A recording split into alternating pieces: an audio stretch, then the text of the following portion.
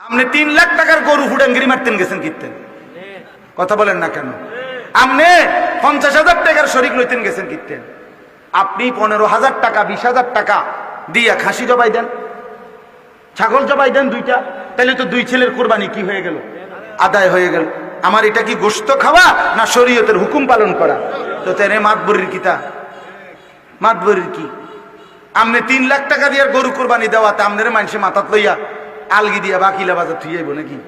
তো কিতা এটা কি? হুটাঙ্গিরির কি আছে? শুধু শুধু, একেবারেই শুধু শুধু। এই জন্য প্রদর্শনী কিছু নাই এখানে। এখানে শরীয়তের কি আদায় করা?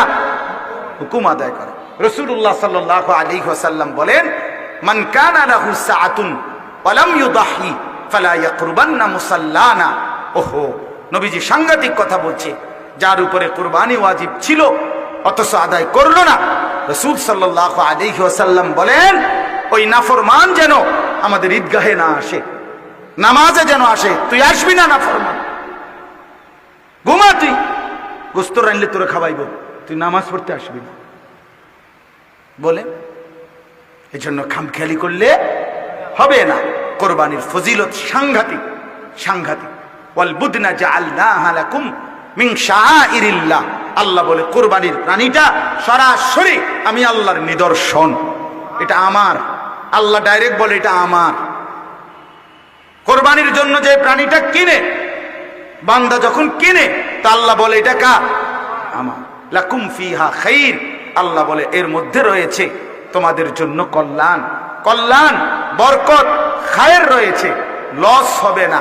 কোরবানি দিয়ে মার খেয়ে গেছো, আল্লাহর কসম, নবী বলছে আল্লাহর ঘরের হজ করে কেউ কোনোদিন গরিব হয় না, আল্লাহর জন্য খরচ করে ফকির হবে না।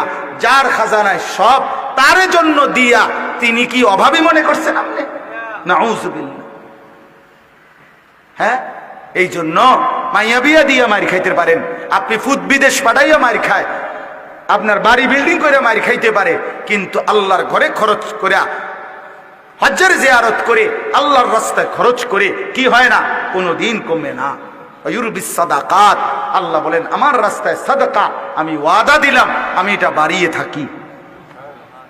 এই জন্য হজে ঠকে না, যাকাত দিলে ঠকে না, কোরবানি দিলে ঠকে না, আল্লাহর রাস্তায় মসজিদ মাদ্রাসায় অতি অসহায় এতিম গরিবকে দিলে ঠকে না, বরং বাড়ে। কি হয় বলেন না কেন? বাড়ে। এই জন্য মসজিদে দান করবেন, মাদ্রাসায় দান করবেন, অসহায়কে দান করবেন, এতিমকে দান করবেন, বিধবাকে দান করবেন, দুস্থকে দান করবেন, কোরবানি আদায় করবেন। প্রয়োজনে, আমি শেষ কথা বলতেছি, যদি পূর্ণ না বুঝেন তা আমার একটা বিনীত অনুরোধ, আপনারা নিজেরা একা বুঝতেন না, এই জন্য আপনাদের উলামায়ে কেরাম, আপনাদের স্থানীয় একজন নির্ভরযোগ্য ভালো মুফতি আলেমের কাছ থেকে আপনি আপনার সম্পদের হিসাবটা উনারে জানাবেন, যে হুজুর আমার জমি এর দূর, বাড়িতে আছে এর দূর, ব্যাংকে আছে এত টাকা, আমার ফুতের আছে এত, এই অবস্থায় আমার হজ, কোরবানি, যাকাত এগুলো ওয়াজিব হবে কিনা, ফরজ হবে কিনা, আপনি আমারে বলে দেন। এটা ভালো না? একজন ডাক্তার দেখাইয়া লইলে ভালো না? না নিজে নিজে ওষুধ খেলে ভালো? তাইলে অর্থাৎ এখানেও একজন আলেমকে বলে নিলে, জিজ্ঞেস করে নিলে কোনো ক্ষতি আছে কি? বলেন না। সর্বশেষ যেই কয়জন যুবক ভাই তোমরা বসছো, তোমাদের কাছে আমার একটা কথা, সেটা হলো দোস্ত আমার, বন্ধু আমার, শেষ পর্যন্ত মনে রাখতে হবে ভাইয়া, তুমি কিন্তু একাই, ও চিরেই তুমি একা হয়ে যাবা, দুনিয়াতেও আখেরাতেও। আমার সেই প্রাইমারির বন্ধুরা আমার সাথে নাই, আমার সেই ছাত্র জীবনের মাদ্রাসার সাথীরা কেউ এখন আমার সাথে নাই, আমি একাই আমার জিন্দিগি নিয়ে আছি। বন্ধুরা বন্ধুদের জায়গায় চলে গেছে। এই জন্য দোস্ত আমার, বন্ধু আমার, শুধু মোবাইল, শুধু সমবয়সী বন্ধুর খপ্পরে পড়ে জীবনটা নষ্ট করে দিও না। তারা থাকবে না, কবরে তো নাই একা, হাসরে তো একাই, বাকি দুনিয়া তো একা। এই কয়দিন পরেই দেখবা কর্মের খাতিরে, ব্যস্ততার কাজে এক একজন এক এক দিকে ছুটে গেছে, কেউ কারো সাথে নাই। অতএব এর ফাঁকে যদি জিন্দিগিটা নষ্ট করে দাও, চরিত্র নষ্ট করে দাও, মোবাইল, নারী, ছবি, নাচ, গান, জিনা, ব্যভিচারের দৃশ্য, এই সারাদিন এই খামখেয়ালি আহা বাফ কষ্ট পাইবা। ফিলিস্তিনের মুসলমান আজীবন মার খাবে, তুমি আর কোনোদিন মার খাইবা না। কেমনে বুঝলা বাপ? রোহিঙ্গা মুসলমান আজীবন কষ্ট পাবে, তুমি কোনোদিন কষ্ট পাবা না, এই নিশ্চয়তা তোমাকে কে দিল বাপ?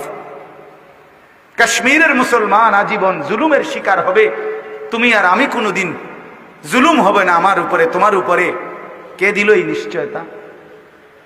হ্যাঁ, আল্লাহ আমাদেরকে বুঝার তৌফিক দান করেন। আল্লাহ তাআলা আমাদের প্রত্যেককে কবুল করেন। এই মাদ্রাসা হযরত সুমাইয়া রাদিয়াল্লাহু তাআলা আনহা মহিলা মাদ্রাসা আল্লাহ কবুল করেন। আজকে আপনারা বাবা ভাই এসেছেন, পর্দার আড়ালের মা বোন এসেছেন, মাদেরকে বলি পর্দা করেন। আপনারা বুঝে আপনাদের কোরবানি আদায় করেন, আপনারা কষ্ট করেন, আপনারা কোরবানির হুকুম যাদের ওয়াজিব হয়, যাদের তারা আদায় করেন। যুবক ভাই ছেলেরা নিজের ঈমান আমল আখলাক 5 ওয়াক্ত নামাজের প্রতি যত্নবান হও।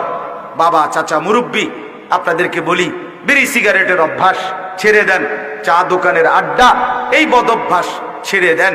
বাকিটা হায়াত আল্লাহ তাআলার জিকির তাসবিতে কাটিয়ে কবরের উদ্দেশ্যে রওনা দেন। আল্লাহ আমাদের সবাইকে তৌফিক দেন।